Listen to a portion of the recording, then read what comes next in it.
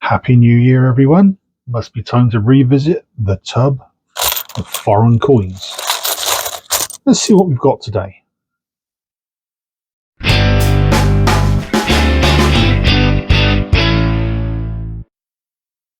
Welcome to my little channel. Please do consider subscribing and clicking that like button, as this will help the channel grow.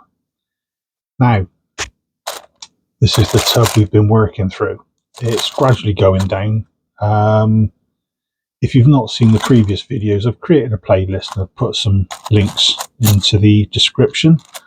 Those of you with headphones, word of warning, I've got a microphone attached to the side of the tub, so you can hear anything that I'm doing rattling wise. But as usual, if I come across anything small or detailed, I'll pop them under the scope and add in the details during the editing stage. My dodgy eyesight is nowhere near as good as it used to be. I probably need to go and get my eyes checked, to be honest. So I'll give them a quick mix and then we'll get started.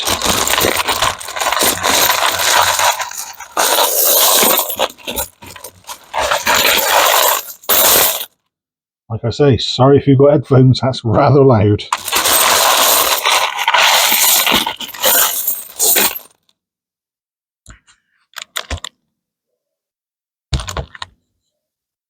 Okay, first one.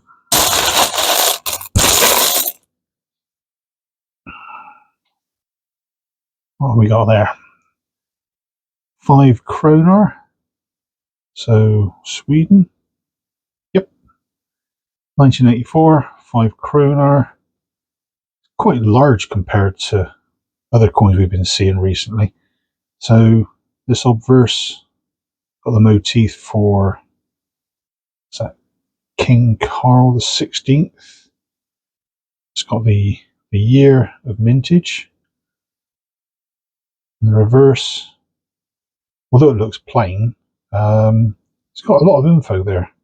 So you've got the value, got a couple of snowflakes. I don't know really what they represent. Might be some sort of design thing, I don't know. But then you've got I think the mint mark. Which one is it? I think it's the one on the left.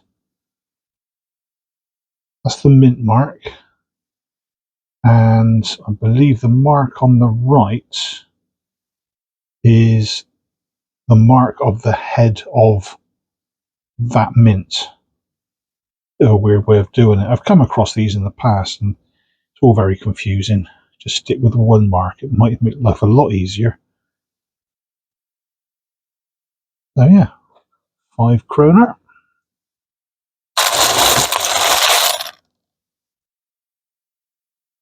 What have we got? Oh, we're going back to these again, are we? Fair enough. I thought I'd pull a load of these out. So, got Italy. 1971, 100 lira. Yeah, very, very common, these. I thought I'd remove most of these as they were appearing very, very often during other searches. I suppose it had to pop up again at some point. So you've got 100 lira, 1971, like I say, very common, especially in mixed bags. What have we got on the front? Female face, female head.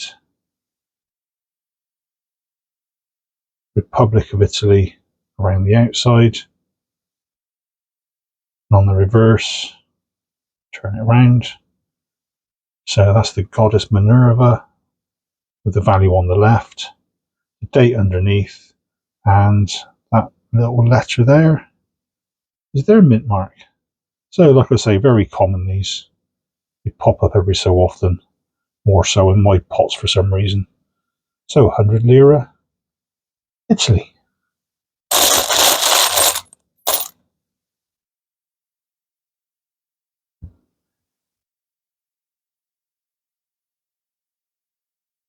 Ah, 50 Bani.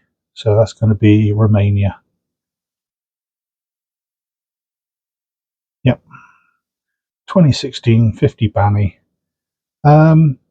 quite a plain coin, really. It's lacking any real serious detail other than the Romanian coat of arms on the obverse with the date of issue, and simply the value on the reverse. The only thing of interest with these coins is it's got the words Romania around the edge. Twice, I think it is. Twice or three times. One, two. Yeah, twice. So that's the only appealing thing, really, is the edge inscription on that one. Sorry, Romania. Not one of my favourites.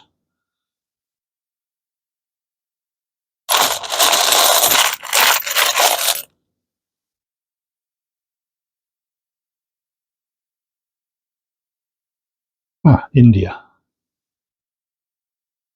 Yeah, very thin, very light, made of aluminium.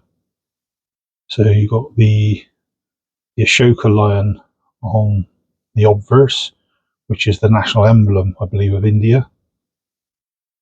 And on the back, got the value, which is 10 paise. Yep, 10 paise. And the year 1974. It's quite an old one, really, 50 odd years old now. Focus, thank you.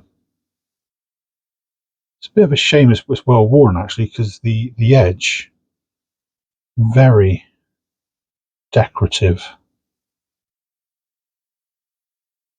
Maybe it might do an Italy on me and pop up a few more at some point and have a better look one of these days. So, for now, Italy, not Italy, India, 10 paise, 1974.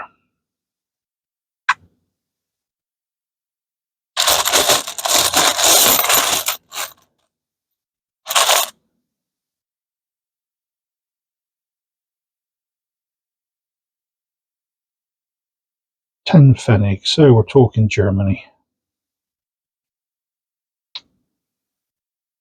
Yep. So West Germany or the Federal Republic. So the obverse has the recognisable oak leaf design and the date of issue. So this one being 1950. The reverse will have the value, 10 Pfennig, surrounded by 2 ears of what I've been told is rye. I had to check this previously because I actually called them ears of wheat before. Apparently it's rye. And you've got the mint mark at the top. In this case, it's D, and I believe D is Munich. So again, this is quite a common-ish coin to appear in mixed bags. But when it comes to the German stuff, it's always worthwhile having a closer look. Check the mint mark, because you might have 4 or 5 to get for each year. So, 10 Pfennig.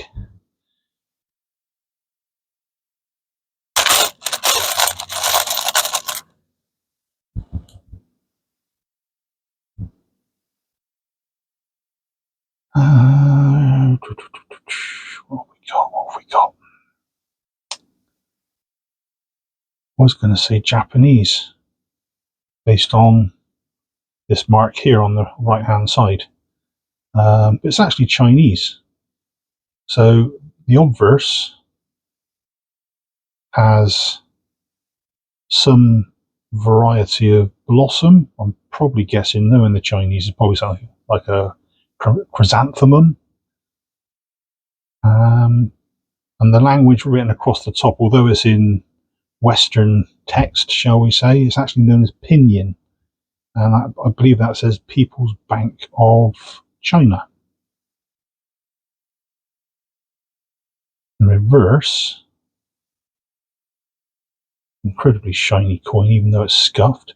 The reverse has a large 1, and in Chinese, again, I believe that's the People's Bank of China.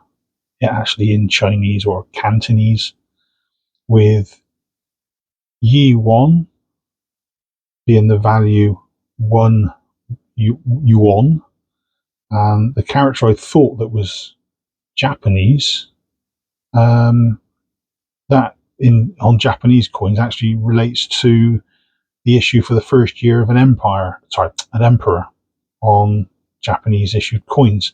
Did a video on that not so long ago on Japanese characters and how to recognize them and work out what year is what. So I'll pop a link on that into the description as well. Oh, hang on, what's that? The edge. It's got an inscription. Is that PM? No, RMB. RMB. Don't know what that is. RMB. Got RMB repeated around the edge. Not sure what that relates to. If you know, maybe pop it into the comments. We can all become that a little bit wiser. So, 1 yuan.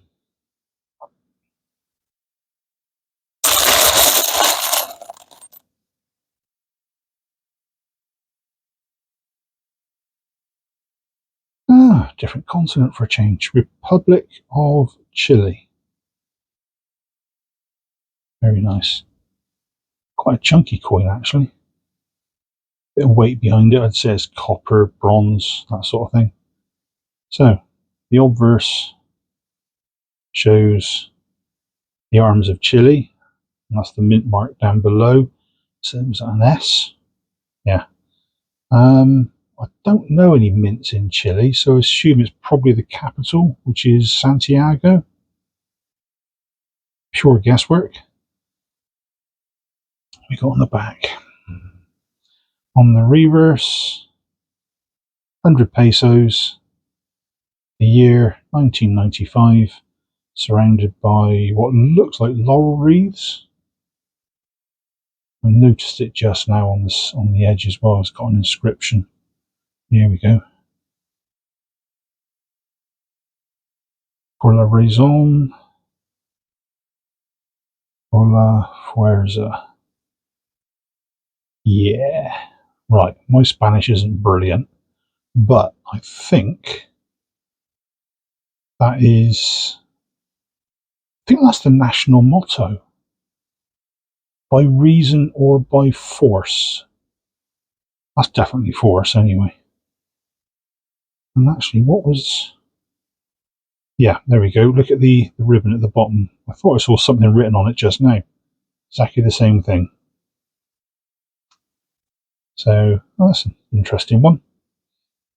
So, 100 pesos from Chile.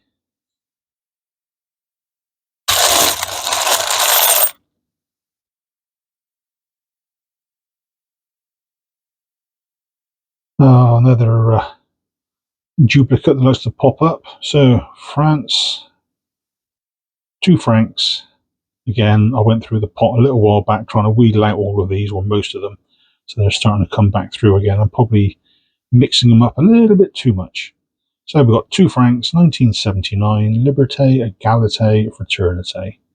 The usual motto around all French coins.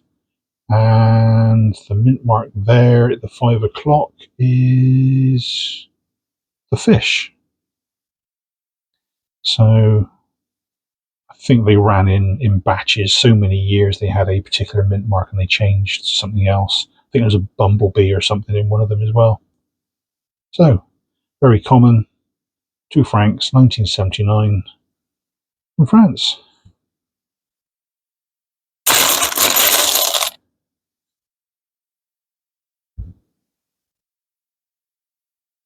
Oh, hello, recognise that. Right. Edward VII.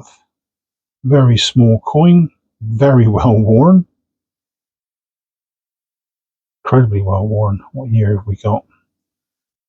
1902. So it's 1902, halfpenny, Edward VII. So this would have been his first year on the throne after the death of Queen Victoria the year before in 1901. So his first formal issue of coins. So quite a few British coins over time. They change slightly with the inscription around the actual edge itself. This one, although it's worn, it should be Edward VII, by the grace of God, King of the Britons, or King of Britain, Defender of the Faith, and the Ind Imp is generally Emperor of India. They are very well worn, very common actually, these 1902 halfpenny.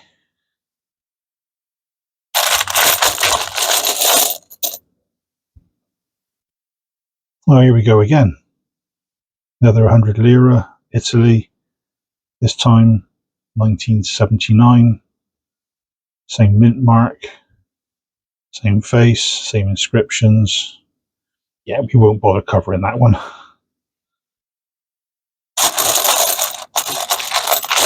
Give it a shake.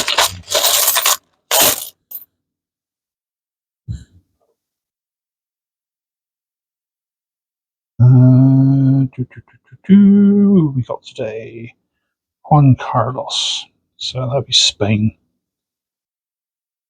1998. This is quite a thick coin. 100 pesetas. Never come across one of these before. Like I say, it's quite thick, quite heavy. Probably bronze again. And so usually you come across the 1 pesetas. They pop up quite a bit. So yeah, like I say, you got the king, Juan Carlos, on the obverse with the date of issue, 1998. The reverse, there's the usual Spanish coat of arms and the value. And over there, that's the Madrid mint mark on the left hand side. The rim's got lines on it, vertical lines. Can't see that they actually mean anything or say anything, so I think they're just markings. Like I say, first time I've seen one of these, so that's quite nice.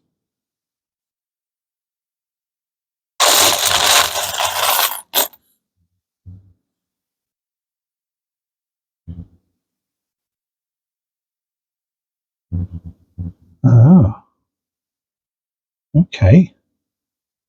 I'm intrigued. Belgium. And this is old. 1895. So, you've got the the Belgian rampant lion on the obverse with Dutch writing and the year of issue. So Belgian coins can come in twos, one in Dutch, one in French. The reverse, in this case, has got the value of 10 centimen. I think that's Dutch for centimes. And the text reads Leopold II, King of Belgium. So, 1895, very nice. Plain edge. Let's do this one as the last one.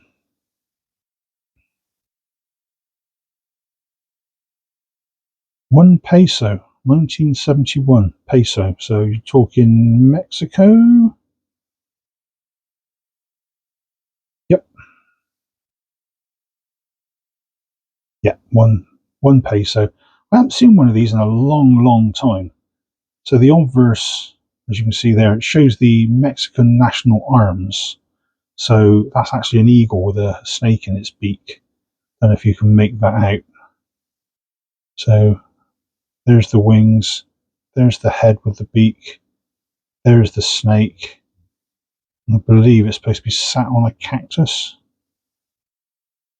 Looks like one of those 3D pictures. You've got untune your eyes into to see what you're looking at. It's very cleverly done. So you've got Estados Unidos Mexicanos. So that'll be what? United Mexican States. States United Mexico. On this side, the reverse, you've got a picture of a chap on there. No idea who that is. Showing my ignorance completely there.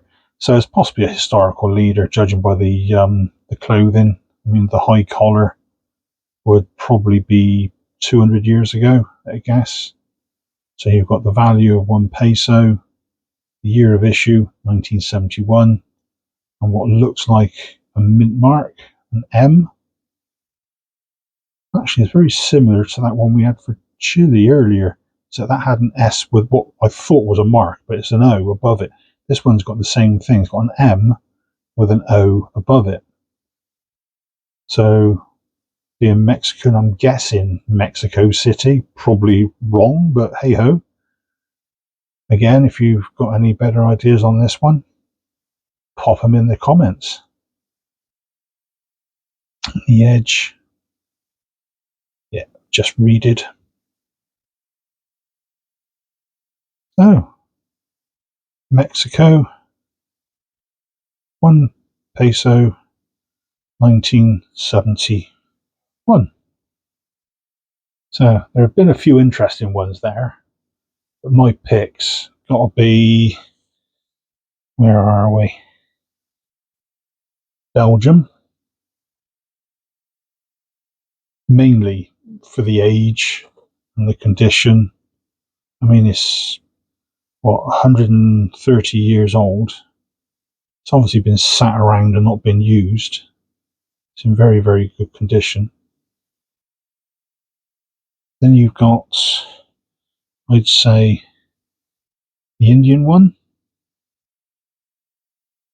And on the reverse of this one being in really good nick, this one would be absolutely amazing to look at closer if we had a good condition one, because that design around the edge looks really intricate.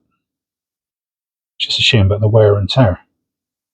And the other one, I'd say, has to be Spain. Mainly because I've not come across one before, given the amount of Spanish coins that we find in these hunts. 100 pesos is quite a rarity, especially for me. So this has been another interesting look into the tub of mystery, if you ignore the French and the Italian ones. So if you've missed the previous videos, as I mentioned, I've got a playlist, so I'll pop a link in the description. And as always, thanks for staying to the end, and cheers all.